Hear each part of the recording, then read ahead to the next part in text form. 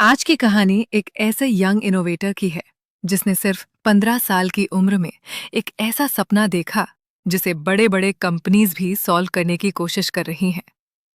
ये कहानी है नमन पुष्प की, जो इंडिया में ड्रोन टेक्नोलॉजी का फ्यूचर बदलने की कोशिश कर रहे हैं। जब पूरी दुनिया कोविड-19 पैंडेमिक से गुजर रही थी, तब ज्यादातर लोग अपने घरों में थे, लेकिन नमन एक अलग मिशन पर काम कर रहे थे। उन्होंने सिर्फ $500 के छोटे ग्रांट से डिलीवरी ड्रोन्स बनाना शुरू किया। उनके पास ना कोई बड़ा लेबोरेटरी था और ना ही एक्सपेंसिव इक्विपमेंट। उन्होंने ड्रोन के डिजाइन्स खुद पेपर पर बनाए और कई कंपोनेंट्स को अपने हाथों से तैयार किया। जहां ज्यादातर स्टूडेंट्स एक ट्रेडिशनल करियर पाथ फॉलो करते हैं, वहीं नमन ने अपने ड्रीम को प्रायोरिटी दी और एयरबाउंड नाम की कंपनी शुरू की।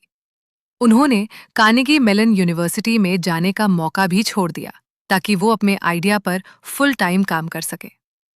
जब दुनिया की बड़ी टेक कंपनीज ड्रोन्स को ज्यादा इंटेलिजेंट और एडवांस्ड बनाने पर फोकस कर रही थी, तब नमन ने एक सिंपल लेकिन इंपॉर्टेंट प्रॉब्लम को पहचाना: ड्रोन का वेट।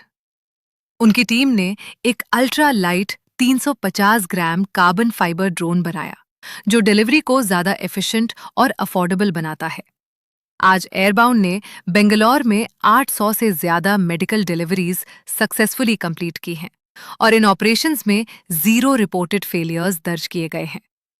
इस स्टार्टअप ने एरोस्पेस फील्ड के टैलेंटेड इंजीनियर्स को अट्रैक्ट किया है और आंध्र प्रदेश गवर्नमेंट के साथ पार्टनरशिप करके ड्रोन ऑपरेशंस को एक्सपैंड करने की दिशा में काम कर रहा है। नमन पुष्पा की जर्नी हमें एक इम्पॉर्टेंट लेसन देती है।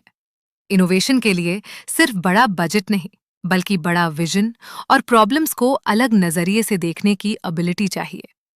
क्योंकि कई बार दुनिया बदलने वाले आइडियाज बड़ी कंपनीज से नहीं, बल्कि उन लोगों से आते हैं जो नए सवाल पूछने की हिम्मत रखते हैं। इंडिया की नई जनरेशन सिर्फ फ्यूचर के बारे में सोच नहीं रही है, वो फ्यूचर को खुद क्रिएट कर रही है।